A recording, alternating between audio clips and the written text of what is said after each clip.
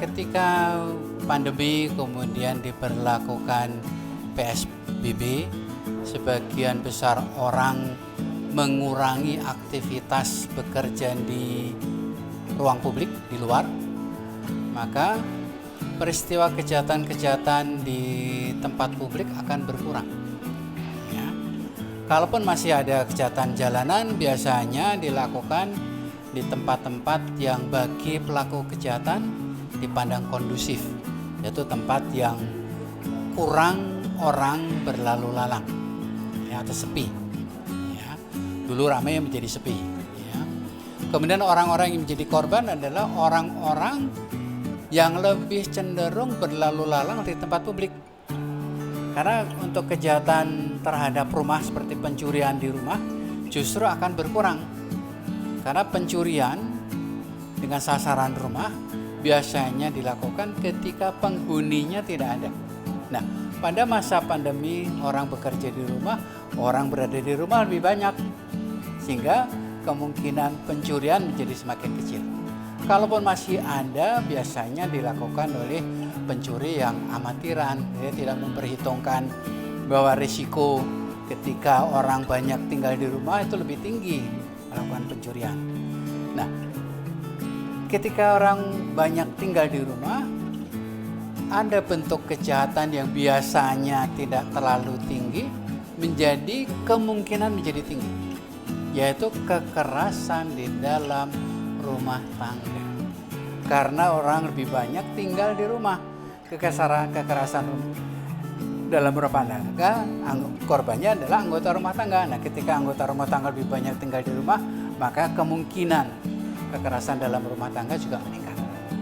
Kemudian ketika pandemi, orang butuh barang-barang yang khusus, kebutuhan untuk preventif, kebutuhan untuk kehidupan sehari-hari menjadi sulit dijangkau karena ada orang-orang yang memanfaatkan kesempatan dengan menimbun barang-barang kebutuhan pokok tadi. Dan ini adalah kejahatan ekonomi yang akan meningkat, ya, kejahatan yang berhubungan dengan kehidupan ekonomi. Nah, seperti itu. Ya.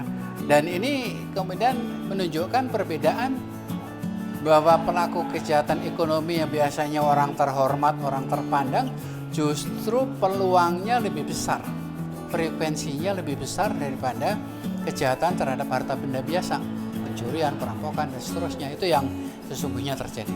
Nah, nanti ketika PSBB dikurangi juga akan terjadi perubahan-perubahan lagi.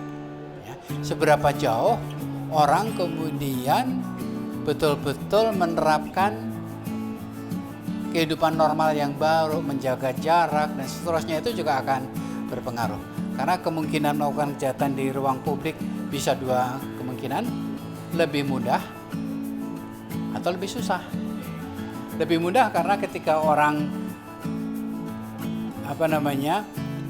jaraknya itu jarang satu sama lain, bagi pelaku kejahatan lebih kondusif untuk melarikan diri, mudah lari-larinya. Gitu. Tapi ketika jumlah orangnya sedikit, lebih mudah ketahuan siapa pelakunya. Jadi tergantung dari bagaimana para pelaku kejahatan itu menyikapi. Tapi kalau kemudian terkait dengan kehidupan ekonomi, barangkali ini yang masih akan menjadi tantangan paling berat. Karena kan ketika PSBB itu kan pasokan kebutuhan pokok ini kan betul-betul terpengaruh. Nah, ini akan dipermainkan oleh para pedagang.